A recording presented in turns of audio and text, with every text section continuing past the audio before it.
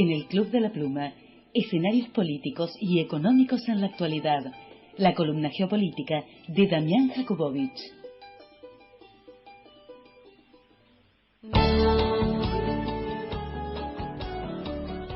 Es así, seguimos en el Club de la Pluma y continuamos ahora en compañía de nuestro amigo Damián Jakubowicz. ¿Cómo te va, querido? ¿Qué tal, Norberto? ¿Cómo Bien. estás vos? Bien, muy bien, querido. Acuerdo nuclear alcanzado entre Irán y Occidente más Rusia y China sería el título para tu columna del día de hoy. Mi primer pregunta, antes de que arranques. Es una nueva, así como la considero yo, una nueva estrategia, una estrategia variante en el injerencismo norteamericano, los acercamientos con Cuba, ¿es también otra variante de injerencismo para con Irán de parte de Estados Unidos este tema de los acuerdos? Es una nueva estrategia, es un sacudón geopolítico muy importante que se está produciendo en Medio Oriente. ¿Sí? Para entenderlo, para primero, el primer elemento de análisis que uno tiene que tener en cuenta cuando analiza Medio Oriente es el tema de la división entre sunitas y chiitas. Sí, ¿sí? Ya estuvimos hablando de eso. Que esto ya estuvimos hablando, y Estados Unidos históricamente ha tenido alianzas con los países sunitas y hoy se alía al país chiita por excelencia, ¿sí? Lo concreto es lo siguiente, que tras arduas negociaciones, ¿sí? Las potencias mundiales conformadas por lo que se llama el G5+1, o sea, Rusia, China, Estados Unidos, Francia, Inglaterra, más Alemania de un lado e Irán por el otro, la realidad es que lograron alcanzar un acuerdo histórico que limita el programa nuclear de Irán a cambio de un levantamiento casi inmediato de las durísimas sanciones económicas que pesan sobre el país de Medio Oriente y lo que implicaría para Irán la reinserción en lo que se llama la comunidad internacional. ¿Sí? Recordemos a la gente que Estados Unidos e Irán están distanciados desde hace 35 años, por eso, como bien dijiste, la comparación con Cuba es bien válido, ¿sí? Y alcanzaron el pasado jueves 2 de abril, ahí en Lausana, en Suiza, un acuerdo provisional, pero que debería permitir, con una fecha límite del 30 de junio, ¿sí? La elaboración de un texto sobre el programa nuclear iraní. Y ahora sí, para poder entender por qué se logra este acuerdo, uno tiene que hablar de dos actores fundamentales que aparecieron en esta ecuación, ¿sí? y que permiten que se lleve a cabo este proceso de negociación histórico. Uno es Barack Obama, ¿sí? A la cabeza de la administración estadounidense, quien, en comparación con su predecesor George W. Bush, pasó de lo que se decía una lógica belicista completa, ¿sí? A lo que se llama en relaciones internacionales una lógica un poco más realista, que consiste, cuando se puede, en negociar con los adversarios en vez de enfrentarlos.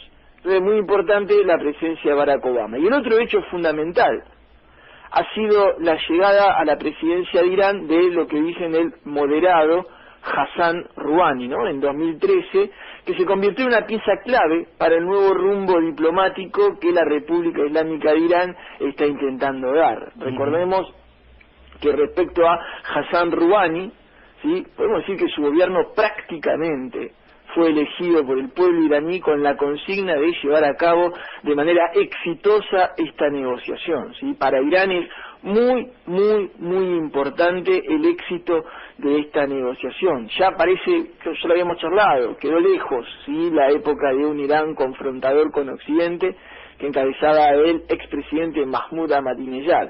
De todas maneras, es también, como lo decimos siempre, es importante señalar que en el caso de Irán, la mayor parte del poder se encuentra en manos de Ali Khamenei, que es el actual guía supremo de la revolución islámica, y que es un cargo religioso que está por encima del de presidente, y es imposible pensar que el acuerdo entre Irán y las potencias, entre ellas Occidente, se haya llevado a cabo sin el consentimiento o lo que dicen el visto bueno para el actual rumbo de las negociaciones.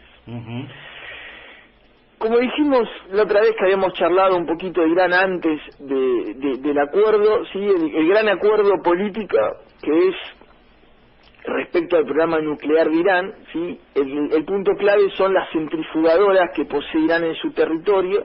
Las centrifugadoras son, recordamos, lo que permiten el enriquecimiento de uranio, y el enriquecimiento de uranio en un nivel menor se utiliza para fines civiles, lo dijimos, y el enriquecimiento de uranio en un nivel mayor permite la fabricación de una bomba atómica. Hoy Irán posee más o menos 20.000 centrifugadoras, de las cuales 10.000 se encontrarían en actividad, están repartidas más o menos, se estima, en 15 sitios operacionales. Entonces el punto clave de la negociación es justamente la cantidad de centrifugadoras que Irán va a reducir. Ahora es importante entender que dentro del grupo 5+1 que negoció con Irán se pueden distinguir dos subgrupos, ¿sí? Sí. Por un lado está la posición de China y Rusia, que son aliados estratégicos de Irán y que siempre han abogado por una reinserción del país islámico en la comunidad internacional, así sin más, y una revalidación de la adhesión iraní al Tratado de No Proliferación, se llama el TNP, es un tratado que Irán ya había firmado en 1970 y que, digamos, que pone en claro las reglas del juego respecto al nuclear. Las reglas del juego respecto al nuclear, recordémoslo, son bastante graciosas, entre comillas, porque más o menos es una justificación de por qué una serie de élite de países puede tener la bomba atómica y otros no, ¿sí? Eso es el Tratado de No Proliferación, pero bueno, es una legalización de este elitismo respecto al nuclear. Pero entonces dijimos que de un lado estaba China y Rusia, que no tenían problemas para la reinserción iraní sin más, y por el otro lado, de los países occidentales, o sea, Estados Unidos, Reino Unido, Francia y Alemania, estos tenían de alguna manera más reticencias en confiar en la buena fe de Irán, o sea, es decir, que Irán, además de decir que no iba a acceder o a desarrollar la bomba nuclear, es que no lo haga, y por eso solicitaron pruebas y compromisos de larga duración para asegurarse que Irán no va a transformar lo que es su programa nuclear civil actual en programa nuclear militar. El problema, entonces estamos diciendo, que es el tema de la confianza. Sí. Que es decir, de saber para Occidente, estamos desde el punto de vista occidental, qué es lo que realmente quiere Irán. Y el problema es que en materia de derecho internacional no hay nada más difícil que probar las intenciones de un país. Recordamos en ese sentido, ¿no?, que en el caso de la invasión ordenada por Bush a Irak en 2003, Sí. dicho país islámico, ¿sí?, fue acusado erróneamente de tener intenciones nucleares militares, más que erróneamente, perversamente también, o sea, de tener intenciones nucleares militares cuando todo el mundo sabe que no era el caso. Por eso también no tenía ni fósforos, no tenía ni para prenderse un cigarrillo, pobres. Pero por este antecedente va a ser muy importante, porque algunos analistas sostienen, ojalá sea así, que la comunidad internacional de ahora en más solicitará pruebas de carácter irrefutable en caso de acusaciones por parte de algún país de Occidente sobre las intenciones iraníes de un supuesto programa nuclear, la sombra de Irak y los desastres, ¿sí?, que hoy todavía se vive en Irak y en los alrededores por la intervención estadounidense y cómo piloteó estadounidense el postguerra de Irak, va a dejar un antecedente muy importante. Ahora, ¿qué es lo que va a permitir este acuerdo? ¿Qué gana Irán con este acuerdo? Esto es muy importante. Lo que gana Irán con este acuerdo es el tan esperado alivio a las durísimas sanciones económicas que lo vienen asfixiando desde hace años, y esto es muy importante, porque estas sanciones económicas sobre todo están perjudicando a las clases iraníes más relegadas, las más pobres, porque el Estado, al no tener diversos beneficios, no puede impactar políticas sociales sobre las clases sociales más perjudicadas. Después también lo que necesita Irán, porque por más que Irán uno puede decir que es una democracia, entre comillas, porque como dijimos es el guía religioso el que elige los candidatos a presidente, pero Irán necesita calmar su opinión pública, que como en todas las sociedades tienen un peso tal vez demasiado importante o no en las políticas internas de los países. Después es muy importante para Irán el restablecimiento de las relaciones bancarias con el resto del mundo. ¿Para qué? Me dirán ustedes. Y por lo menos para poder empezar a repatriar los saberes congelados en el extranjero. Estamos hablando de millones y millones de dólares que tiene Irán bloqueado en el extranjero por la venta de petróleo, ¿sí? Y por el lado de Occidente, este acuerdo le va a permitir ganar un aliado fundamental, porque si hay algo que se ha dado cuenta Estados Unidos, con los problemas de la guerrilla islámica, con los problemas de Siria, con el problema de las revoluciones, de las mal llamadas revoluciones árabes, un día podremos charlar sobre eso, es que Irán y el chiismo, por más que sea un 20% del país, de la población islámica, ¿sí?, es un aliado fundamental para el equilibrio y la estabilidad de la región. Es un aliado que le va a permitir una mayor fuerza de persuasión en los distintos conflictos que tiene Medio Oriente. Una pequeña aclaración: cuando uno dice términos Medio Oriente, está hablando en términos occidentales, porque el Medio Lejano Oriente siempre respecto al punto en cuanto se creó ese término, que era Inglaterra. Aclaro porque siempre me gusta aclarar que en este caso Medio Oriente es una visión, digamos, occidental. Claro. Pero, y ahora vamos a hablar de los grandes perdedores de este acuerdo, ¿sí? Los grandes perdedores de este acuerdo son Arabia Saudita e Israel, que se están sacando los pelos literalmente, ¿sí? El primero porque Arabia Saudita era, ya lo habíamos charlado, es una especie de competencia que le entra ahora al liderazgo regional, ¿sí? Una competencia que está impregnada fuertemente por esta diferencia religiosa interna al Islam. Irán es el gran país chiita y Arabia Saudita es el gran país sunita, ¿eh? En Arabia Saudita está ni más ni menos la Meca, la piedra donde ascendió el Mahoma, donde van todos los musulmanes, sean chiitas o sunitas, a peregrinar anualmente. Y en ese sentido ha quedado claro que la nueva estrategia geopolítica de la administración Obama es reequilibrar sus relaciones con Arabia Saudita, es decir, salir de esa alianza exclusiva que Estados Unidos tenía con la dinastía de Al Saud,